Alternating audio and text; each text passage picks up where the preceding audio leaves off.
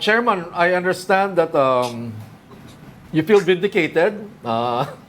Okay, but I sense a certain delight in your aura right now because of what happened, this latest development from the U.S., coming from the U.S. Tell us Sir about Patrick, it, Chairman. una, nandito po tayo sa Butuan ngayon sapagkat meron po tayong plebisito na gagawin dito sa isang probinsya ng Caraga. But syempre po, kaninang umaga, maagang maaga, mga alas 3 pala, balitaan po natin yung balitang yan. Sapagkat, alam niyo po, Sir Patrick, Ma'am Ami at Sir Ed, ang COMELEC po ay to an extent nakatulong din po sa ating pong USDOJ dahil po kami hinahinga ng napakadaming dokumento at yung po mga opisyal namin, Pakilakas nga ng konti. yung mga directors po namin na gustong makausap, kuhanan ng deposition ay amin pong kaagad na ipinrovide po sa kanila sapagkat kanila pong sinayad sa amin yung Mutual Legal Assistance Treaty at tayo po ay nakitulungan po sa kanila. Siyempre po, nung panahon na kami po ay nag-issue ng resolution to disqualify yung Smartmatic sa ating pong procurement, ay meron po kasi kami mga informasyon na katulad po ng ganyan na galing po sa US. Therefore, mga impormasyon na yan ay sa ating palagay ay nagkakaroon ng... Ay, sir, naputol yata. Si Chairman is coming from Butuan so baka retroactive. So kung ano yung nagawa nyo na, ituloy nyo lang po. Yan po ang kabuuan na nangyari sa bagay na yan, Ma'am Ami, Sir Patrick at saka Sir Ed. Well, sir, kasi the thing is, whether it was the case of the former chairman, speaking of Andy Bautista, or the allegations against you by Rodante Marcoleta and company, all these things parang puts the COMELEC under siege, whether it's past or present or future. And you have midterm elections coming up by next year. Aren't you concerned all these reports coming out, whether it's the past or the present, cast a huge cloud, a dark cloud over your institution? Tama po sana yun, Sir Ed, kung yung mga binabato sana ay makatotohanan. Pero kung laging pamimeke, kasinungalingan, tapos hindi mapanumpaan, sa ating pong palagay ay hindi dapat siya mag-create ng kahit anong doubt or cloud of doubt sa integridad ng Commission on Election. Kami po focus lang sa trabaho. Sapagkat katulad po na sinabi ko sa inyo, bintangan ka ng 49 offshore bank accounts sa mga lugar na hindi nyo pa napupuntahan. Pagkatapos yung mga properties sa mga lugar din na hindi nyo pa napupuntahan kahit kailan. At nag-issue tayo ng absolute waiver of all of these bank accounts. Tapos napatunayan po namin, lalo na po yung mga local accounts na lahat fake. Tapos yung pong mga accounts dyan po sa Korea na ginamit sa pagpapadala sa iba't ibang accounts, fake. Pagkatapos yung pong nasa Cayman, ay sinabi mismo ng Cayman, ng dalawang bangko, wala po akong account sa kanila, wala po akong pangalan doon sa kanilang record. At the same time, na dapat pagka personal kang pupunta sa kanila. So hindi pa po ako nakakapunta sa Cayman. Kaya po, nakakalungkot sapagkat yung mga ay binabato sa atin na mga puti. Pero, to a certain extent, ako naman po, ang saving grace na lang, at least ako na lang po yon. Wag lang po ang komisyon, wag lang po yung mga tauhan ko at yung integridad ng proseso natin. Okay na po ako sapagkat para sa akin kaya kong i-defend yung sarili, lalo pa kung totoo ang aking pong sinasabi. Sir, let me just play the devil's advocate here. I understand you're saying na peke lahat ng mga accounts na ina-allege ni Marcoleta and ni Erice. But at the same time, you also in your presentation, I think yesterday, you also pointed out na doon sa mga resibo, lumalabas na may link yung nag-deposit doon sa alleged bank accounts doon sa Smartmatic, and I think you had a lengthy PowerPoint presentation on that if I recall correctly, sir, parang ganun, di ba? Merong lumabas na pangalan doon sa resibo na ililink sa Smartmatic. But my question, sir, is if it was a fake deposit, then why would they also include mistakenly a name that can be linked to Smartmatic? Sir Ed, ganito po ang nangyari doon.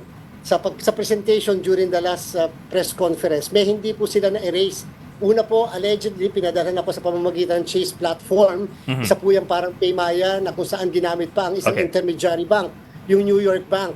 At pinadalan daw po ako ng $100, tapos another $100 sa magkaiba na account sa Cayman Island. At doon po sa pinakita na resibo ng pagpapadala, parang deposit slip sa atin, nilagay po ang pangalan ko at pagkatapos nilagay yung address ko. Ito po ang nakakatuwa sa ginawa nila. After no Makati City, naglagay po ng KY, comma, tapos KY. Pag po ni-research nyo ang KY, yung po ay Kentucky, USA. So pinalabas na ako ay na taga Kentucky. Kung hindi man Kentucky, taga Cayman. Kung yan man ay KY. Pero naglagay po ng KY. Hindi nyo po kagad mapapansin. At pagkatapos, yung pong pinaka-summary ng mga na-deposit, kunyari meron daw po silang parang bank record na deposit na tig 100. Eh nilagyan po ako doon ng Social Security Number ng Amerika. Walong digits. Eh ang Social Security Number po ng Amerika ay siyam. At ang binibigyan lang po niyan ay mga citizen ng Amerika o kaya permanent resident ng Amerika. At meron pa po akong tax identification number ng Amerika na kulang din yung bilang. Tapos, yung pong sa Social Security Number, doon pala malalaman niyo po kung saan na-issue yung Social Security Number sa pamamagitan ng first 3 digits. Yung first 3 digits na binigay sa akin, na inassign sa akin, hindi ko alam kung fake o yung Social Security Number na yun o sa ibang tao, ay sa Maine, USA po. So, meron po ba namang Kentucky, tapos Maine ang sa Maine, USA. So, yung po ay allegedly pinadalhan ako. Ngayon po, ang nang ginawa ng iba nating kababayan, nagpadala sa same account numbers kasi binanggit mo yung account numbers nakuha during the press con. Nagpadala rin. Pero this time, pinadala si Batman, pero same account number, pumasok po Tapos this time, nagpadala rin po yung taga UAE ng $50 sa dalawang accounts, sa dalawang magkaibang bangko. At ang nilagay pong pangalan, yung pangalan po na nag-aakusa sa akin, ay bakit po nakalagay din doon, transfer successful. So ano ibig sabihin? Ako po hindi akin yung account. O kaya naman po, talagang katulad ng sinasabi ko, basta parehas ang account number, kahit iba ang account name, ay tatanggapin ang transfer. Yung po ang lumalabas kahit po saan yung mga accounts. Subukan nyo po. Padala nyo si Chair, Batman, para lang malinaw sa mga Superman, viewers, Wonder Woman. Tatanggapin po. Chair, para lang malinaw sa mga viewers kasi maraming tao hindi sanay sa bangko Ginagawa ng iba yan, yung magde-deposit sa isang account number para patunayan na merong ang ganong account. Diba? Some people have done that before nagdi-deny yung isa. So mag-deposit ka tayo sa pangalan natin na nang papasok. Tapos minsan magre-respect basta kahit po hindi sa pangalan mo, Sir Ed, basta parehas ang account number, basta malaman kung ano yung account number ng inyong bangko, madedepositohan nyo kahit lagyan nyo po ay Batman ang pangalan. Basta lalo pa kapag ang pagta-transfer ay online, tatanggapin po yon. Minsan po sa abroad, sa abroad po pala, kasi po nakapag-research na po ako dahil sa ganito Sa abroad po pala, minsan pag nagpadala, after 2 days or 3 days ang confirmation, minsan po binabalik, kine-credit muli yung perang ipinadala dahil hindi po tama yung account number o account name. Kung mapansin niyo po yung doon sa press con, hindi po pinakita kung successful yung transfer doon sa alleged account ko daw po. Ang pinakita lang ay yung mismong initial na transaction. Wala po yung whether na transfer o hindi. Not unlike yung pinakita ng taga UAE na nag-transfer sa same account number sa Scotiabank of Cayman at saka Cayman National Bank. Tapos ang nilagay po yung account number na yon, pero ang name na nilagay yung nag-aakusa sa akin. Pumasok po, naging successful yung transfer. So ano po ibig sabihin? Kasi po maaari na yung mismo account number ay tama kahit na mali yung account name. Ngayon po, yung dalawang bangkong yan ay nag-issue po dahil po yung kanilang customer service napaka-effective pala.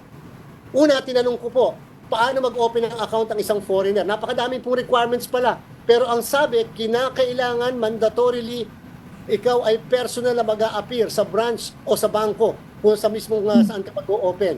At pagkatapos tinanong ko, kung ako ay may account na ganito at ito yung number, ang sagot po sa akin ng parehas na bangko, wala akong record sa kanila, wala akong account number sa kanila. So sabi ko po, baka pwede ako makahingi ng certification nung tungkol sa bagay na yun, pinapakita ko sa screen kahapon. Sabi po ng dalawang bangko, unfortunately, hindi kami pwede mag-issue sa iyo sapagkat hindi ka naman account holder o kliyente ng bangkong ito. So yan po yung nangyari talaga sa lahat. Tapos po, ang doon sa katanungan niyo, Sir Ed, kanina. Yes, sir. Nagputulata si sir. Hang yata, naghang. Naghang labok. Naghang. Hindi, huwag mong galawin. Sa kanila yan. Oo. So, kahit pala pangalan Batman, pumapasok. Pag ang pag-deposit, pinapasukan madali. yung Account number. number. Account number. Kumbaga parang, Hmm. at least for that bank, inconsequential yung account name. Basta tama yung account number mo, papasok daw siya. Yun ang sabi ni Chairman. Madali mag-deposit eh. Ang mahigpit lang naman sa bangko yung withdrawal. Saka mga transfer. Pero kung deposit, I think for good Ayaw reason. ng bangko yun. deposit, Siyempre. deposit napakadali eh. Yan ang problema mo nga kung ano, di ba? Oo. And although I remember ko, 2016 may ganung may ganung kalakaran eh. There were assertions or allegations na may bank account si ganito. I won't say Ayun the na name. siya, balik Yeah. na yata. Ah, Balik sir, na. naputol, sir.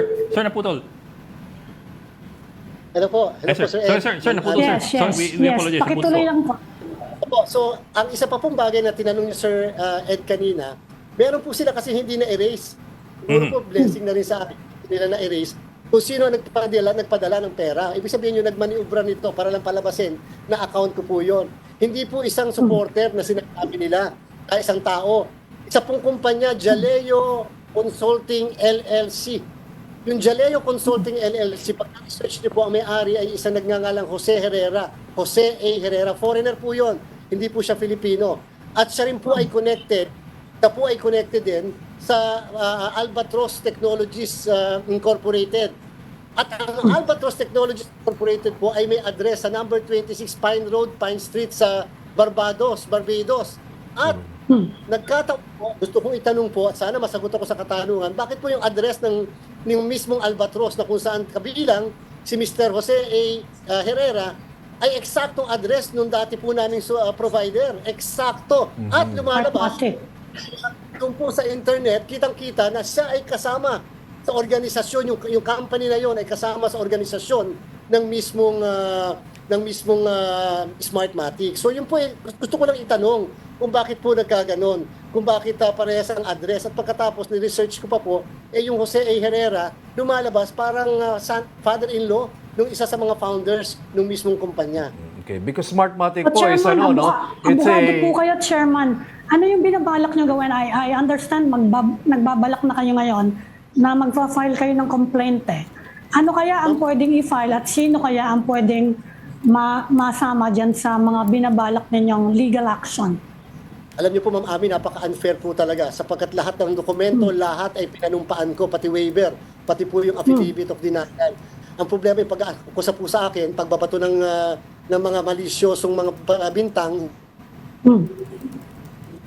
Okay, I think we're still having some technical problems with Sa Chairman butuan George ko- Garcia. Ano yan, yung I meant to butuan ask signal. how this indictment in the I US... think he's back. Ayan na ulit. Chairman Garcia? Okay na. Alam po. Yes, sir. So, Yes, sir. Okay. Okay, sir. Go ahead, sir. So yung pong mga binabato sa akin na Ma'am Ami ay hindi po napanumpaan. Tapos yung nagbabato pa, mayroon pong tinatawag tayong immunity.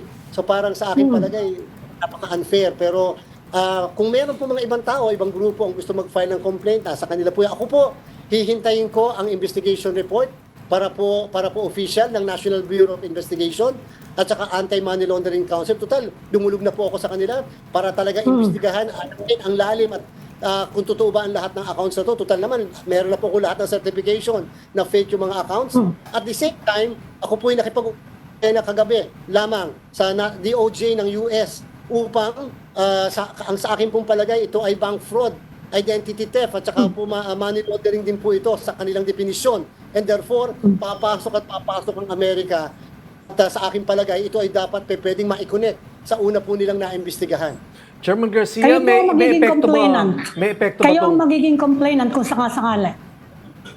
Kung sakasakali po, yes po, Ma'am Ami. Kung sakasakali po, napakadaming opsyon ang pwedeng i-file. Pwede po mag-file, halimbawa, ng ethics complaint sa House of Representatives. Pwede po mag-file ng disbarment sa mismong IBP. Ang problem po yung kasong kriminal, hindi po pwede mag-file sapagkat meron nga pong, dito sa atin, sapagkat meron nga pong immunity. Lalo pa kung ang imprisonment ay more than 6 years. Pero at least, pagka po sa US na, ang US meron jurisdiction sa lahat ng taong gumawa nito. Kita niyo po, yung pinag-uusapan niyo kanina.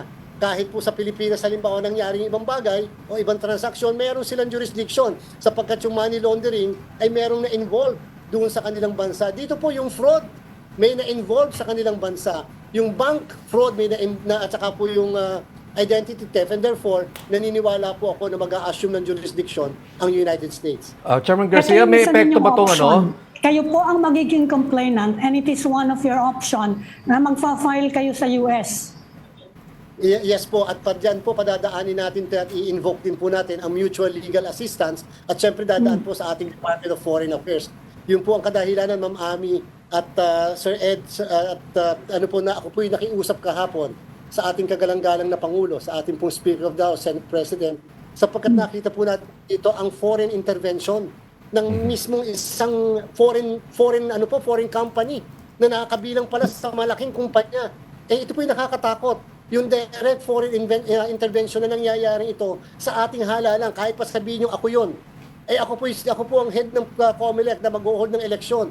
Kayang-kaya pala na magkaroon ng intervention, palabasin, na ganyan, sirain ang mismong imahe ng Commission on Elections. Chairman Garcia, may epekto ba itong indictment sa Amerika doon sa naging desisyon ng Supreme Court nitong April lang, na sinasabing nagkamali kayo when you disqualified Smartmatic from bidding?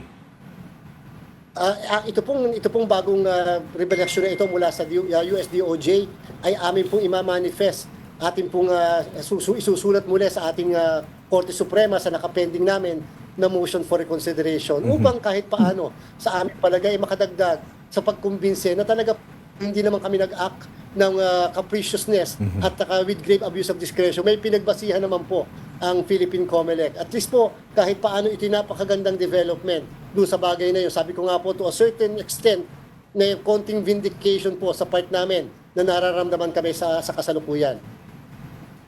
Pero linawin ko lang, Chairman, nung dinisqualify niyo yung Smartmatic, eto bang issue na to kay Andy Bautista kasama sa mga factors na kinonsider ninyo in opo, disqualifying yun. Smartmatic? Opo, Ma'am Ami, minention po namin yan doon sa mismong resolution at sinabi po natin yung issue ng 2016, rigging ng bidding, at the same time yung issue ng anti-money laundering ng Amerika. Pero sa atin, yung rigging ng bidding, napaka-importante po yan. Kung kaya talagang, kasi nga po, nakikipag-ugnayan sila sa amin. Kami po ay hinihingi nila ng mga dokumento. Kami po ay, ako po mismo ay sinulatan nila tungkol sa mga bagay-bagay. Sinabi nila, ito yung mga accounts na pera na pumasok sa mga accounts dito sa Pilipinas, etc. At ito po ay kaaking binigay na impormasyon sa ating mga kasamahan. Kaya may informasyon po kami at that time sa mga bagay na yan. Kaya lang, siyempre sa Mutual Legal Assistance Treaty, hindi po natin pwedeng i-reveal yung circumstances na hinihingi nila at yung cooperation na gusto nila sapagkat ayaw po nilang impyerna yung ginawa nilang investigasyon. Sir, just in case you, I don't know if this, well, it's not part of your job, sir, pero just in case you know, would you know if the former COMELEC chairman, Andy Bautista, has any pending local cases or local warrants? Alam ko po, yung sa napag-usapan nyo kanina, yung po yung warrant of arrest na in-issue po ng Senado. Kung hindi po ako nagkakamali, pasensya na para pong sa isang investigasyon Yes, sir. na Appeal, sir. pinapa-appeal siya, ay hinahanap po siya nung hindi po siya nakapag-appeal. Kaya po nagpa-issue ng warrant of arrest patungkol po dyan. Pero sir, other than that, walang ibang no case, no charges filed against him locally? Meron pa rin po yung nangyaring hacking noong 2016. Kung natatandaan niyo po, nagkaroon ng data breach sa COMELEC noong 2016 at kasama po sa demanda yung dati naming chairman. Okay, at yung kasong ito, chairman, sa korte? Is it in the RTC courts or... Yes po, I think po parang final po ito ng National Privacy Commission at kung hindi tayo nagkakamali, ito po yung nasa kasalukuyan, nasa Court of Appeals. Yes, sir. Pero sir, that's of a different nature eh. I mean, if at all, that's negligence eh. I'm wondering lang if there's anything that's pending with the former chairman when he was still with COMELEC that had to do with whether it's bribery or graft or anything along those lines. Money laundering. In relation to what is happening Sa now. kasalukuyan po, bilang sa COMELEC ngayon, wala po akong alam na mga nakapending na Yes, kaso. wala.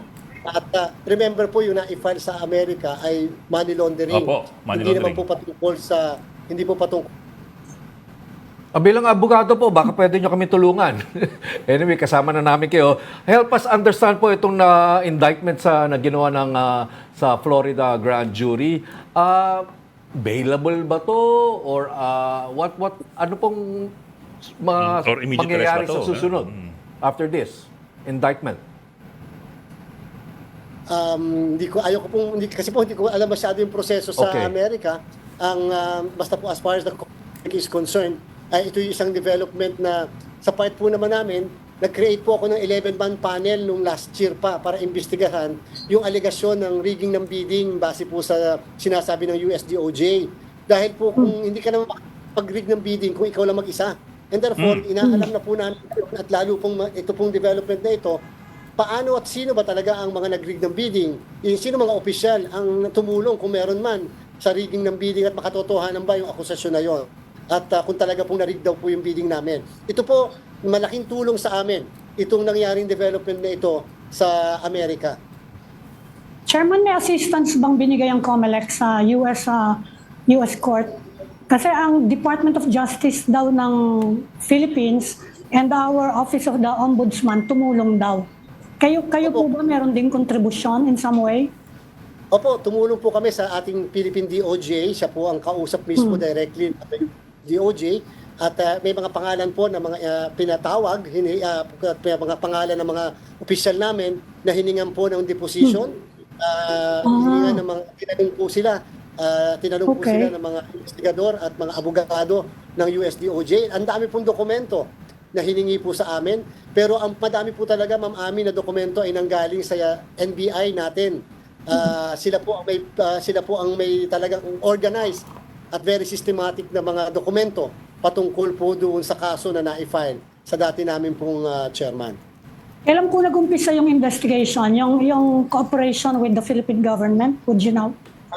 Ano pa po ito, Ma'am Ami, kung hindi po ako nagkakamali, mga 3 buwan pa lamang ako na a-appoint noong 2022, mga bandang November or December, ay may sulat na po sila sa akin. May balita ba kayo ngayon if Chairman Andy Bautista is in custody already of any authorities sa North America? Ami, with your kind permission, meron po mga nabanggit sa atin, yung mismong USDOJ, patungkol po sa katayuan at kalagayan niya ngayon, pero hindi po ako talaga at liberty mag-divulge kasi nga po may mga bagay po kasi silang sinasabi, especially na kinakailangan yung mga ibang involved ay monitor nila yung mga movements.